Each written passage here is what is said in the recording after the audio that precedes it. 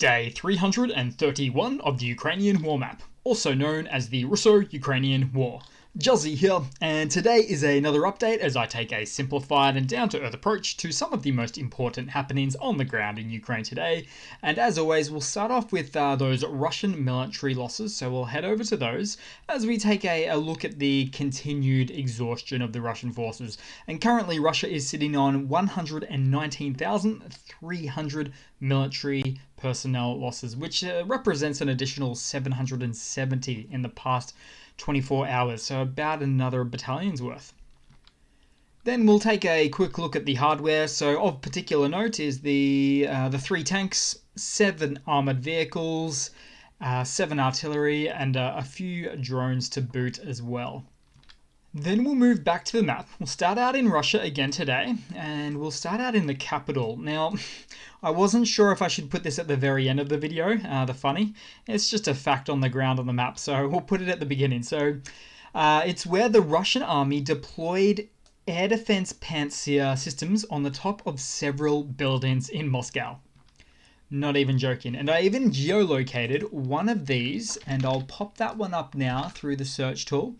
And turns out this one is just about 1 or 2 miles away from the Kremlin, where Putin lives and sleeps, as the crow flies.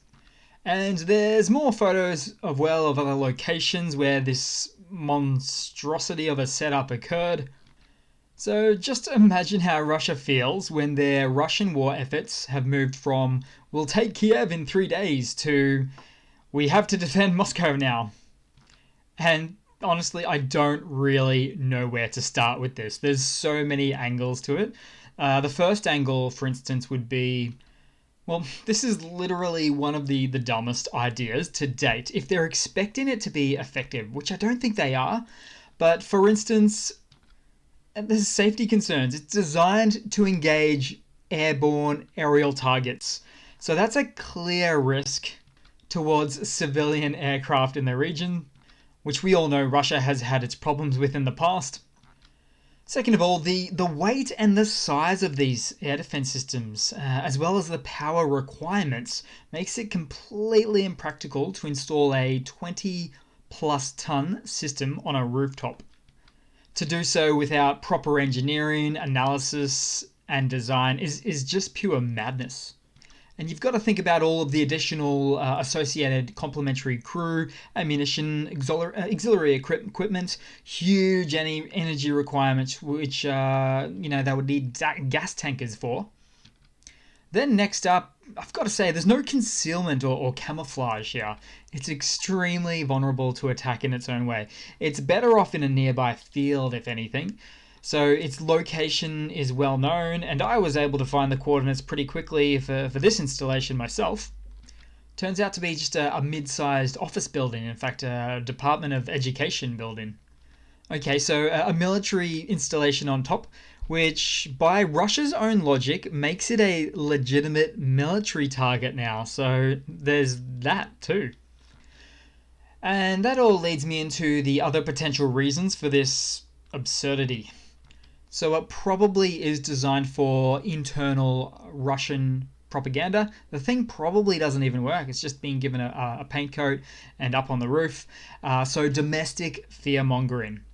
See, they want to convince their own population that Ukraine is a threat to them, especially 1,000 miles or 1,000 kilometers away, about 600 miles away in the capital of Moscow, so that people will be less critical about the war and thus more likely to get Russia to get the population on board with the military mobilizations occurring. But the last reason I think that it could be, the last main reason, and I'm hopeful of this one, being because just Putin flat out ordered it close to his home, for instance. So he may have ordered it irrespective of the severe risks and limitations that actually occur with an installation that this type of one poses. So I'm thinking, I've got a visual in my head. Putin just goes ahead and orders it, and his military is too afraid to speak truth to power. That's just the way of an autocratic or dictatorship system. And, a bunch of yes men. And therefore, they just do what he says. So he's not a great military mind, we know that, or an engineer for that matter, just another autocratic politician. But anyway, either way, buildings and apartments prices probably going to decline 90% in this region, probably all of Moscow actually. So it looks like everything's still going according to plan for Russia.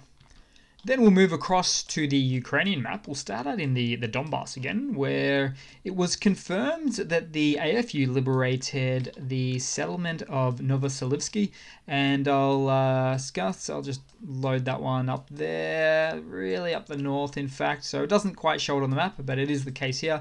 They've pushed all the way to the next town across, as we can see there, where the Oinky pigs are located, the Russian Oinky/Orky pigs.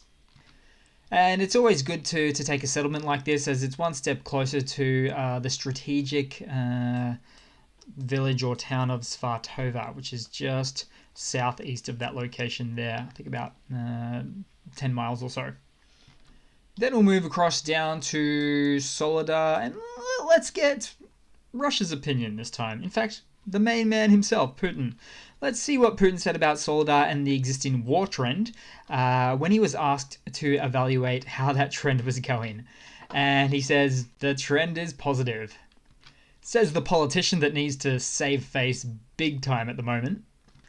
So after spending 10 or so months taking a 25 square mile town with a pre-war population of 10,000 and also razing it to the ground in the process, and losing 20,000 Russian forces in the process as well.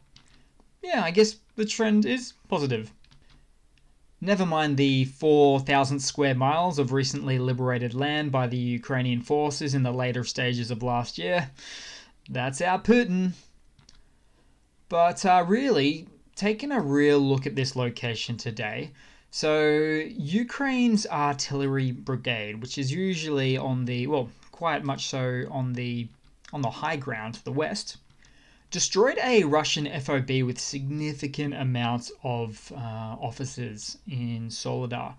And an FOB is a forward operating base, so pretty much just the way that it sounds, effectively a base that's close to the front lines, that contains personnel, equipment, and other various munitions. So Ukraine is really not making it a decisive victory for Russian forces at this point in Soledar. Then we'll move down a little bit further. We'll take a look. Okay, so Bakhmut. So the situation around Bakhmut is difficult tonight.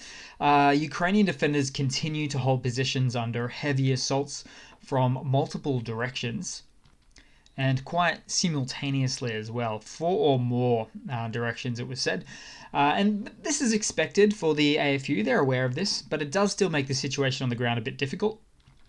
Then we move across to the Zaporizhzhia Oblast, sort of half and half, or maybe 2/3 occupied by Russia at the moment. So the AFU struck a Russian base at Mikhailivka. So we'll find that one there. It's likely one of these. Here it is, so the Oinky Pig here, not too far from Melitopol, which is actually about 15 miles from the front line. So we'll pull up the ruler. 29 kilometers, maybe more like 20 miles. Or rather 30 kilometers, so about 20 miles. And in the process of striking the base, it wounded a lot of Russian soldiers in the process. And we know this from reports of them being brought to the Melitopol hospital just south of there. And then around this location, Russian sources claims that Russian forces took control of 4 settlements south of Orikhiv. So we'll zoom in here. Now, this has not yet been verified, and it's actually pretty unlikely. First of all, I can barely see 4 settlements south of Orikhiv, even after zooming in. I can barely see one technically.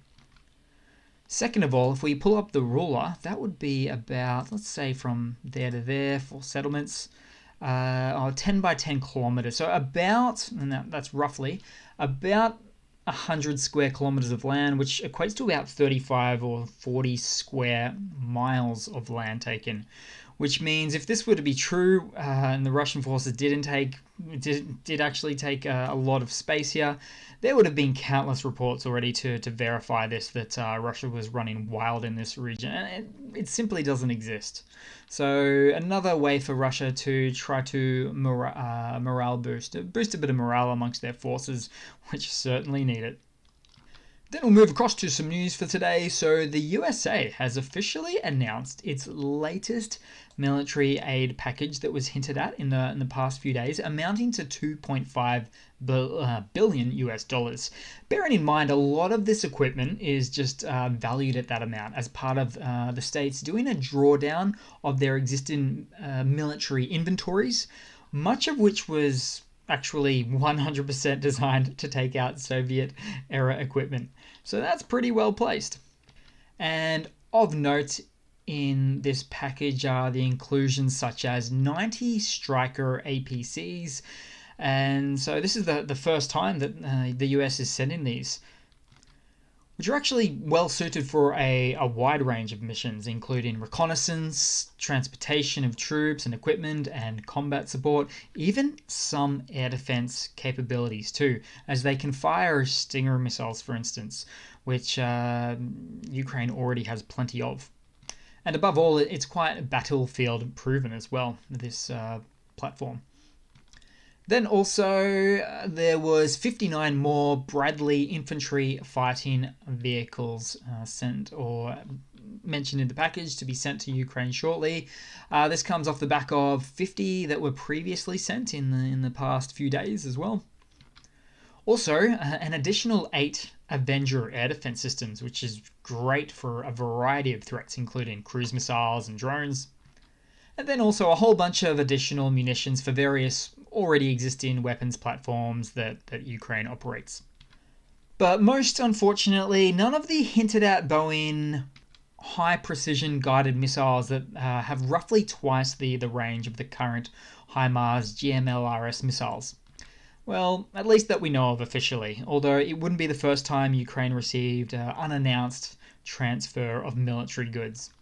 Also in some related news, Lithuania is sending dozens of the L-70 anti-aircraft guns and 2 Mi-17 helicopters as well, so that's good to see.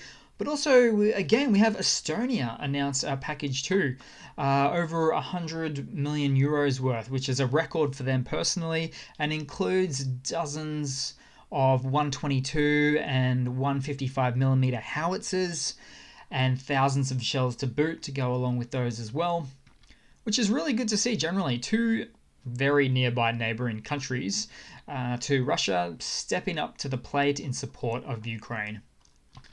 Then in some more news, in a bit of an odd twist of events, Iran's foreign minister at a press conference stated that Iran does not recognize the accession of Crimea and Donbas to Russia and considers these territories Ukrainian, which is quite odd for one of Russia's few remaining and useful military partners to say. So we'll see what comes of that. But to be honest, it seems like they're trying to play both sides at the moment. Then in some other news, in Russia, St. Petersburg, the first letters for mobilization arrived. And this letter actually specifies mobilization as opposed to just some conscript reservist role. And this is interesting for a couple of reasons. First of all, so far Russia hasn't really officially announced any new mobilization. Perhaps they're just decided to skip the announcement and start mobilizing people more covertly, as they're already pretty much doing anyway. Oh, and secondly, places like St. Petersburg and Moscow are generally more so left out of mobilization, as Russia traditionally avoids citizens from larger cities to avoid any sort of follow-up political dissent that it might create. And also, I wouldn't be too fond of receiving this letter, personally myself, as it says, quote, "You must report immediately from the moment of receiving this mobilization summons to the commissary office at XYZ location there." Gee, that's heartless. You know, what if the guy has to pick up his kid from school, or, you know, has a job to go to, or loose ends in life that can't be patched up in a matter of mere seconds before he's expected to go to that commissary office. But that's just the shabby treatment of Russian civilians, really, isn't it?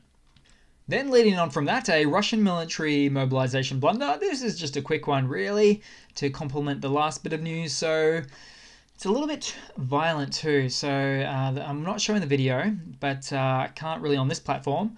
But in this video, for which this is the still image, we have a Russian guy that just received a summons for mobilization. So what does he do? He went immediately outside and proceeded to hit his head repeatedly on the bonnet of his car. Because, some level of brain injury probably carries with it a better outcome than going to the actual front lines of the war. So, who would have thought that damaging your brain was actually a smart idea? Maybe pigs can fly. Then a bit of a quick, funny or lighter side of news to round it off with today, maybe a combination of the two. So this footage actually came out 2 or 3 days ago, but it is of the footage was actually taken some time ago last year. It seems that showed a Ukrainian drone locating and picking up a Russian radio, but also the Russian forces didn't reset the connection and unawares, so Ukrainian soldiers were able to listen to their conversations and instructions and commands for 9 straight days. Just brilliant.